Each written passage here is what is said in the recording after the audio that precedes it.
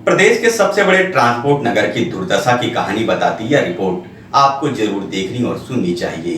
कैसे बदहाल सड़कों के बीच ट्रांसपोर्टर एवं उससे जुड़े लोग अपनी बेबसी पर आंसू बहा रहे हैं। सबसे बड़ा दुर्भाग्य कि इसको सुधारने भूमि पूजन एवं राशि आवंटन के बाद भी ठेकेदार ने अब तक काम शुरू नहीं किया है। अगर आप ट्रांसपोर्ट नगर आना चाह रहे हैं तो संभल कर आइएगा, क्योंकि यहाँ पर सड़क पर गड्ढे नहीं, गड्ढे में सड़क नजर आएगा। सड़कों की हालत ऐसी कि सड़क के जगह सिर्फ 2-2 फीट के गड्ढे ही नजर आएंगे। गर्मी और ठंड में तो जैसे तैसे यहाँ के ट्रांसपोर्टर अपना काम निपटा लेते हैं, लेकिन सबसे ज़्यादा बुरा स्थिति बरसात में होती है। लोग इस गड्ढे में चलकर दुर्घटना के शिकार होते रहते हैं। इस बदहाल सड़क की स्थिति किसी से छिपी नहीं। पूर्व की रमन सरकार ने यहाँ की स्थिति को सुधारने करोड़ों रुपए की घोषणा की, लेकिन सड़क तो नहीं बना, सरकारें ही चली गई। इस सरकार की सरकार बनी। भिलाई 3 में रहने वाले भूपेश बघेल को यहाँ की स्थिति अच्छे से पता थी। उन्होंने बाकायदा यहाँ के विकास के लिए घोषणा की और राशि स्वीकृति के बाद भूमि पूजन भी किया, लेकिन हाय रे ट्रांसपोर्ट नगर हथकूज की किस्मत, काम अभी तक शुरू नहीं हुआ। कहते हैं कि काम किसी प्रदेश के मंत्री के भाई ने लिया है। ठेका लेने के बाद वह काम भी शुरू नहीं कर रहा है, लेकिन मजाल निगम भिलाई चरोदा के अधिकारियों की कि उसको काम शुरू करने बोल दे। ठेकेदार की मर्जी की वह कब काम शुरू करेगा। लोग मरते रहे, लोगों के हाथ पांव टूटते रहे, ट्रांसपोर्टरों का व्यवसाय ठप पड़ जाए, इस सब से उन्हें क्या लेना। ट्रांसपोर्ट नगर कम अब तालाब नजर आता है। ट्रांसपोर्टर व्यवसायियों ने कहा कि इस तालाब में मछली मारकर ही जीवन यापन करना पड़ेगा, क्योंकि यहाँ के हालात ऐसे हो गए हैं। श्रमिक नेता प्रभुनाथ मिश्रा, लोक जनशक्ति पार्टी के प्रदेश अध्यक्ष धीरेन्द्र सिंह ने कहा, ट्रांसपोर्ट नगर भिलाई के लिए बदनुमा दाग से कम नहीं, क्योंकि बाहर की गाड़ियां इस ट्रांसपोर्ट नगर में आना नहीं चाहती। एक तरफ कोरोना की मार की मंदी, दूसरी तरफ ऐसी हालात। परेशानी यहाँ तो पिछले कई सालों से है। दुर्भाग्यजनक स्थिति ये है कि एक बार डॉक्टर रमन सिंह ने घोषणा किया था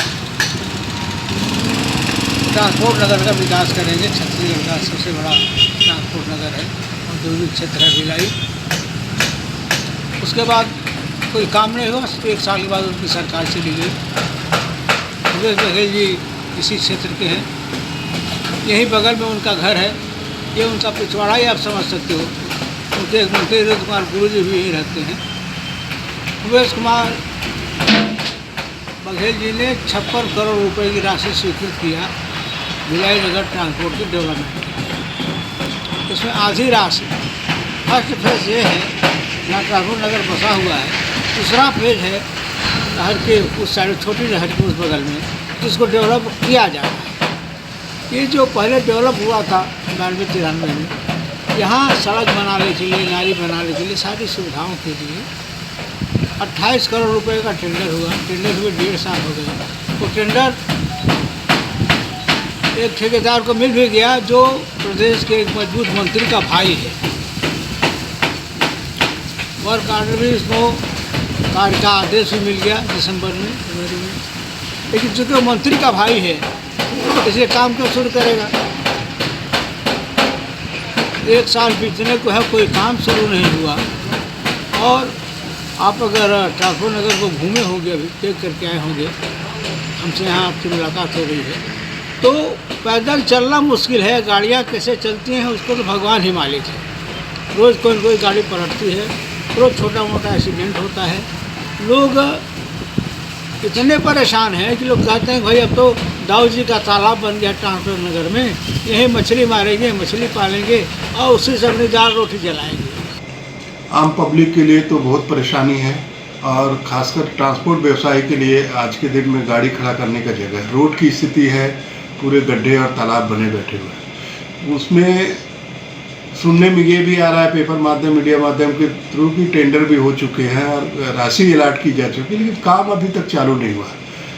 ये काम चालू होना चाहिए और यथाशीघ्र इसका निदान होना चाहिए, तभी ट्रांसपोर्ट व्यवसायी कायदे से यहाँ व्यापार कर पाएंगे। परेशानी तो भिलाई में कहीं नहीं है। यहाँ पर अब रोड नहीं है, गड्ढा में रोड है, माने कि आदमी पैदल भी नहीं चल सकता। बराबर लोग 2 व्हीलर से गिरते रहते हैं, गाड़ी फंसते रहती है। एक तो मंदी का दौर और उल्टा में और परेशानी है। कहीं भी आप देख लीजिए कि पानी ही भरा है, चाहे सड़क पे जाइए, चाहे पार्किंग में जाइए, कहीं भी जाइए।